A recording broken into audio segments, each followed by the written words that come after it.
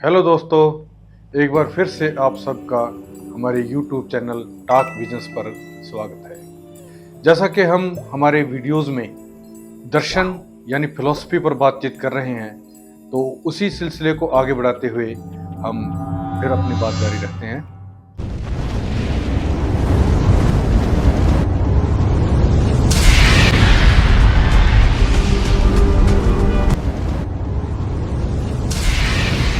दोस्तों, मैं एक बार फिर से दोहरा दूं कि दर्शन चीजों को देखने का नजरिया है। हमने ये भी जाना कि कैसे जब शुरुआती दौर में कबीलाई समय था, जब कबीलाई समाज था, लोग कबीलों में रहते थे, हजार हजार लोगों का एक कबीला होता था। और उस कबीले में जो पैदावार के संसाधन थे, जैसे शिकार करने के संसाधन हो गए, भाला, तीर या हथियार जो भी, या फिर फल एकत्रित करने के, इकट्ठा करने के जो भी संसाधन थे, उन पर किसी खास निजी लोगों का निजी कब्जा नहीं था। कबीलाई समाज में पैदावार के सभी संसाधन सभी के होते थे।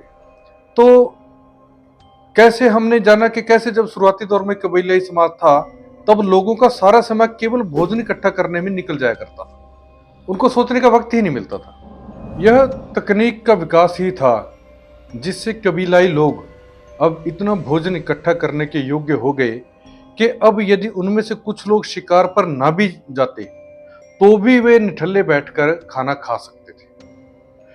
ये जो निठल्ले आदमियों का गिरोह पैदा हो गया, इन्होंने सोचना शुरू किया। अब जब सोचना शुरू किया, तो सोचने की दो विरोधी सरणियां बन गई, विचार श्रेणियां हम कह सकते हैं बन गई। एक तरफ निठल्ले लोगों की वह विचारधारा थी जो उनकी जबरदस्ती हथिया ली गई निजी जायदाद। देखिए, कबीलाई समाज में निजी जायदाद नहीं थी, सब कुछ सामाजिक था। अब निठल्ले लोग जो काम पर ना जाकर भी खा सकते थे, तो जब उन्होंने सोचना शुरू किया, तो उनकी जो विचारधारा थी, वो विचारधारा जो उन्होंने जायदाद को जबरदस्ती अपने कब्जे में ले लिया था और जिसे कबीलाई समाज से तोड़कर उन्होंने कुछ निजी जायदाद अपनी बना ली थी, जिसे हम कहते हैं जबरदस्ती हथिया ली थी, उस निजी जायदाद की रक्षा करनी थी। मतलब कहने का भाव यह है कि जब निठल्ले लोगों ने सोचना शुरू किया, तो उन्होंने सबसे पहले उनके सोचने के केंद्र में वह जायदाद थी जो उन्होंने धोखे से हथिया ली थी, जबरदस्ती हथिया ली थी, उसको बचाना था उनको। तो इसके लिए जरूरी था कि लोगों के दिमाग में यह बैठा दिया जाए कि उनकी दरिद्रता की वजह, यानी कि उनके दुख तकलीफों की वजह, उनके पिछले जन्म के पाप हैं, या कुछ ऐसे कर्मकांड हैं, या कुछ ऐसी पाठ पूजाएं हैं जो वे दरिद्र लोग यानी जो दुखी लोग हैं वो नहीं निभाते हैं, नहीं करते। ऐसी ही अन्य कुछ वजह थी जो चेतना से निकलती थी, जो सोच समझ कर थी कि इनके ये बदकिस्मत लोग हैं, भगवान ने इनको बनाया ही बदकिस्मत है। तो एक तरह लोगों के दिमाग में उनकी बुरी हालत के बारे में ये कारण स्पष्ट करना उन निठल्ले लोगों की विचारधारा का पहला काम था। तो और दूसरी तरफ अब उनकी जो खुशहाली उनके पास आ गई थी, निजी जायदाद हथियाने के बाद जो उनके पास खुशहाली आई थी, उसका भी उन्होंने कारण पेश करना ही था कबीलाई समाज के अपने मेंबर लोगों के आगे। तो उन्होंने अपनी खुशहाली की बजाय, यानी निठल्ले लोगों की खुशहाली की बजाय, उनके पिछले जन्मों का पुण्य या कुछ कर्मकांड या पाठ पूजा ऐसी थी जिनके कारण वे मानते थे कि भगवान द्वारा उनको प्यार दिया गया है, कि भगवान की उन पर विशेष कृपा हुई है, इसलिए वे खुशहाल हैं। देखिए, निठल्ले लोगों की खुशहाली के लिए उन्होंने एक कारण गढ़ लिया, बना लिया कि भगवान ने उन पर कृपा की। और जो बदहाल लोग थे उनके लिए भी उन्होंने ये कारण बना लिया कि वे तरह तरह के कर्म कांड नहीं करते, वे पूजा नहीं करते, या कहीं पर स्नान नहीं करते हैं किसी खास नदी विशेष में या किसी खास झरने पर, इसलिए वे बदकिस्मत है। आज भी आप लोगों को ऐसे अक्सर ही लोग मिल जाएंगे जो यदा कदा ये कहते ही रहते हैं कि उनकी खुशहाली की वजह भगवान की उन पर विशेष कृपा है। वो कहते हैं कि हम पर तो भगवान की कृपा हुई है। ये तभी से चला आ रहा कॉन्सेप्ट है। अपनी खुशहाली के लिए भगवान की कृपा को मानना। इस विचारधारा को धार्मिक कहा गया। और जैसे मैं आपको याद दिला दूं कि पहला धर्म बुद्ध धर्म था, लेकिन दूसरी तरफ वो विचारधारा थी जो मेहनत कश लोगों के जीवन की रक्षा करती थी, जो जीवन की ठोस सच्चाइयों पर आधारित थी। इसे लोकायत, चारवाक या पदार्थवाद नाम दिया गया। शुरुआत में लोकायत का भरपूर बोलबाला था, क्योंकि लोकायत जो था वो आम मेहनत कश लोगों का दर्शन था। और मेहनत कश लोग हमेशा ही बहुत बड़ी तादाद में होते हैं। निठल्ले और धोखाधड़ी करने वाले लोग बहुत थोड़े होते हैं हर युग में। इसलिए लोकायत जो थी वो विचारधारा बहुत ज्यादा प्रचलित थी भारत में, वो प्रमुख विचारधारा थी। लोकायत की बहुत सारी किताबें थी, क्योंकि इनके ऋषि भी बहुत हुए हैं तो उनकी किताबें बहुत थी।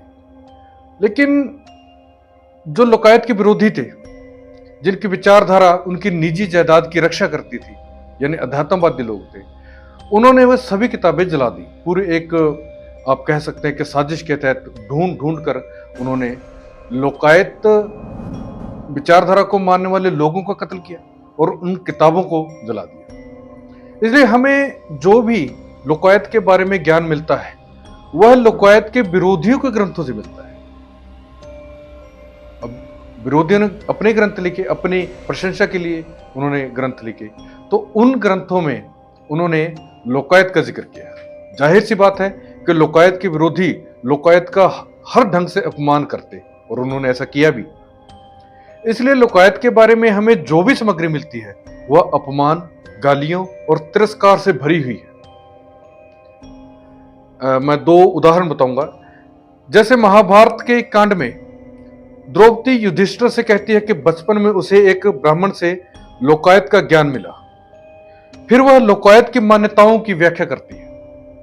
इस पर युधिष्ठिर एकदम चिढ़ जाते हैं, क्रोधित हो जाते हैं और द्रौपदी से कहते हैं कि वह पदार्थवादी है, यानी पदार्थवादी होना उनके लिए एक गाली थी।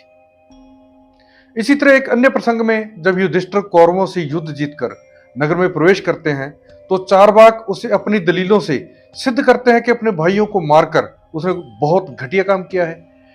यहीं पर चारवाक श्री कृष्ण को भी कहते हैं कि इस पाप के वे भी भागीदार हैं। तब श्री कृष्ण और युधिष्ठिर को कोई उत्तर नहीं सूझता और वे नफरत से चारवाक को देखते हैं।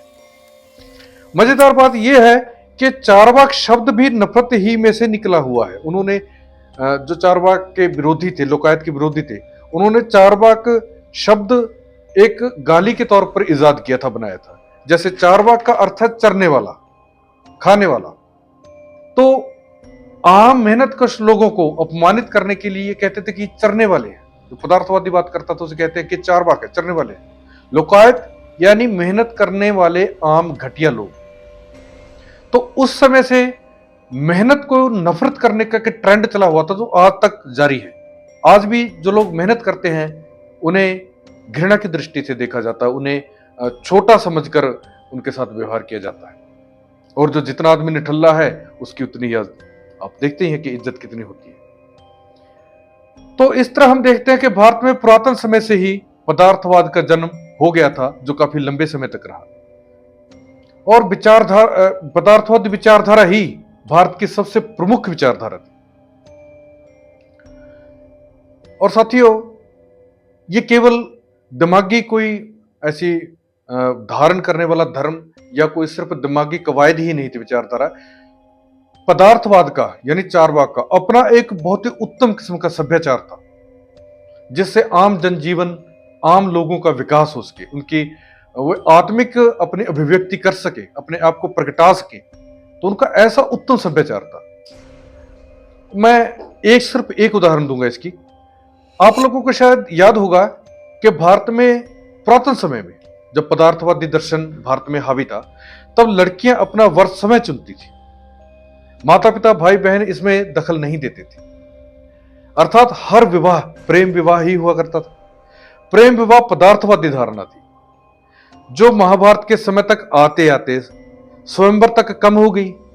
और महाभारत के बाद तो लड़कियों द्वारा अपना वर चुनने के अधिकार पर पूर्ण रूप से पाबंदी लगा दी गई। यह पाबंदी औरतों की गुलामी पर सबसे बड़ी मोहर थी।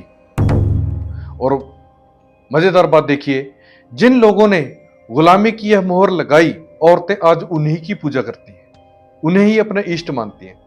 और जो विचारधारा औरतों की आजादी की वकालत करती थी, यानी लोकायत, औरतें उसे ही नफरत करती हैं, यानी पदार्थवाद को नफरत करती हैं। तो साथियों, किसी मुगालते में नहीं रहना चाहिए, किसी भ्रम में नहीं रहना चाहिए कि कोई आदमी कह सकता है कि मेरी कोई विचारधारा नहीं।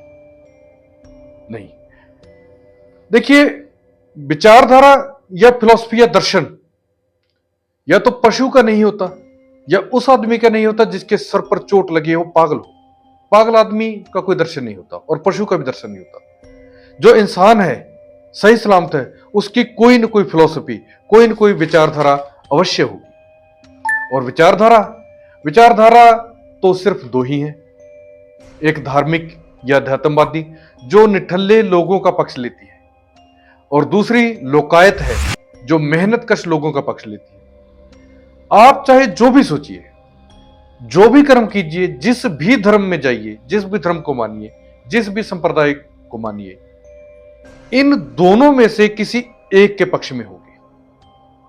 या तो आप पदार्थवादी होंगे, लोकायत के पक्षधर होंगे, नहीं तो फिर आप निठल्ले लोगों की जो विचारधारा, अध्यात्मवादी विचारधारा की धारणी।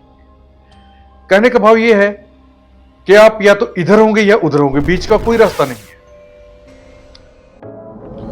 तो साथियों, आज की ये बड़ी छोटी सी चर्चा चारबाग के बारे में मैंने की।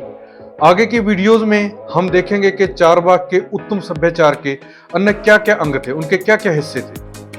तो जुड़े रहिए हमारे चैनल टॉक विजन्स पर। आप सभी का बहुत बहुत धन्यवाद।